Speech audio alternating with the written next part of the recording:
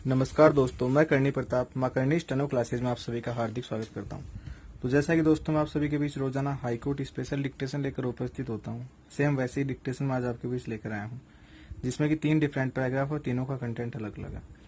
तो दोस्तों वीडियो पर आने से पहले आप हमारी वीडियो को लाइक, कमेंट और शेयर करना बिल्कुल भी ना भूलें। चैनल को अभी तक आपने सब्सक्राइब नहीं किया तो सब्सक्राइब अवश्य कर लीजिएगा। नीचे जो बेल आइकन दिया है उसको प्रेस कर ले ताकि हमारी अपकमिंग नोटिफिकेशन जल्द से जल्द आपके पास पहुंचती रहे। यहाँ पर आपको दोस्तों जैसा कि राजस्थान हाईकोर्ट के एग्जाम में डिक्टेशन दी जाती है, जिसमें कि एक ही मैटर में 3 पैरा रहते हैं, सेम वैसी डिक्टेशन यहाँ पर आपको दी गई है। ठीक है दोस्तों, तो ये डिक्टेशन अब से 5 सेकंड पश्चात स्टार्ट होगी, जो कि 80 शब्द प्रति मिनट की गति से है। स्टार्ट। केंद्रीय परिवहन मंत्री नितिन गडकरी ने फसलों के न्यूनतम समर्थन मूल्य को बहुत ज्यादा बताते हुए इन्हें देश की अर्थव्यवस्था के लिए बड़ा खतरा बताया है। विराम। मोटे तौर पर गडकरी की छवि एक परिपक्व राजनेता की है। विराम। वे बहुत नाप तोल कर बोलते हैं। विराम। एक बार जो बोल देते हैं उस पर टिकते भी हैं। विराम। अन्य अधिकांश राजनेताओं की तरफ उसका ठीकरा मीडिया के सिर फोड़ कर दूर नहीं होते, लेकिन फसलों के न्यूनतम समर्थन मूल्य को लेकर उन्होंने जो टिप्पणी की है वह कुछ हजम न होने जैसी है। विराम। आज कोरोना की वजह से सारी दुनिया की अर्थव्यवस्था बर्बादी के कगार पर है। विराम। यह भारतीय अर्थव्यवस्था ही है जो नोटबंदी, जीएसटी, मंदी और अब कोरोना के हमलों के बाद झुकी तो है पर गिरी नहीं। विराम।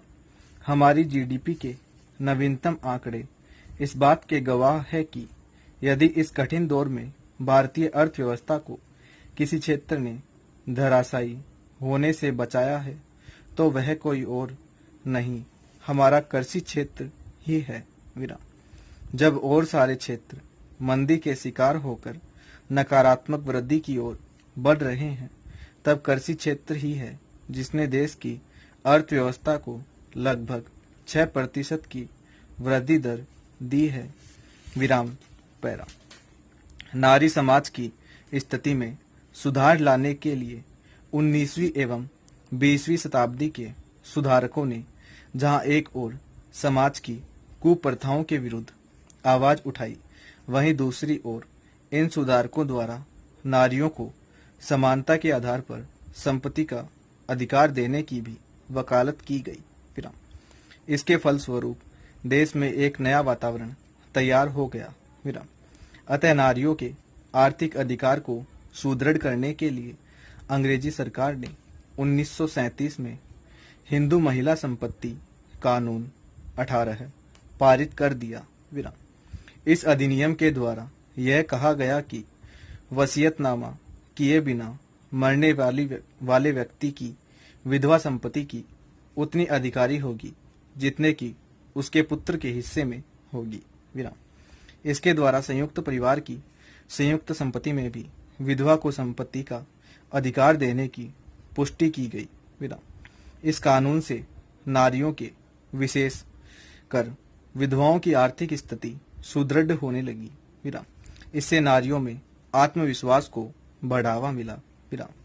परिवार की संपत्ति पर नारी का अधिकार होने से महिलाओं की पुरुषों पर आर्थिक निर्भरता में कमी आ गई एवं पुरुषों द्वारा दिए कष्टों से मुक्ति मिलने की दिशा में अच्छी प्रगति हुई, किंतु यह लाभ व्यावहारिक रूप से शिक्षित नारियों को मिला।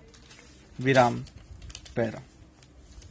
यह एक चक्रीय अर्थव्यवस्था है, ऐसी अर्थव्यवस्था जिसमें मानव के धन बनाने की प्रक्रिया में मानव पूंजी, सामाजिक पूंजी और प्राकृतिक पूंजी की लागत नहीं लगती।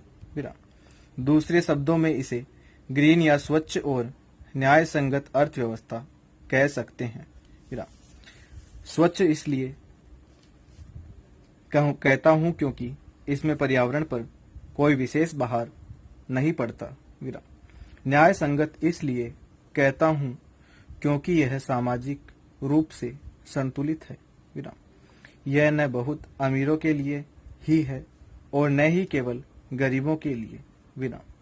कॉरपोरेट जगत वास्तव में इस तथ्य को नजरअंदाज कर देता है कि वे शेयर धारकों के लिए केवल पैसा बनाने वाली मशीन ही नहीं है, बल्कि एक बड़ा संस्थान है, क्योंकि वे सैकड़ों और हजारों लोगों को प्रशिक्षित कर रहे हैं।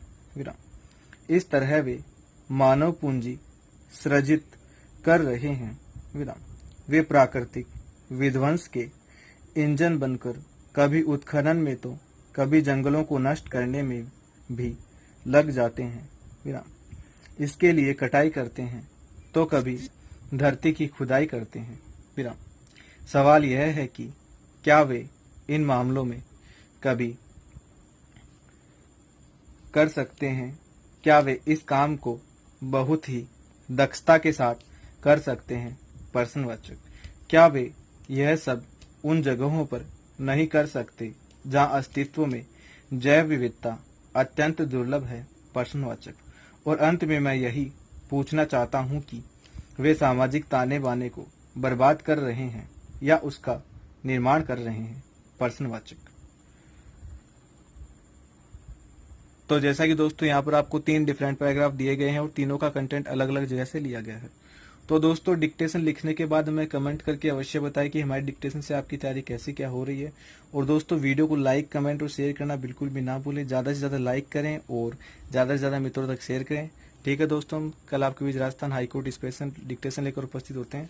बहुत बहुत धन्यवाद आपका हमारे चैनल पर बने रहने के लिए।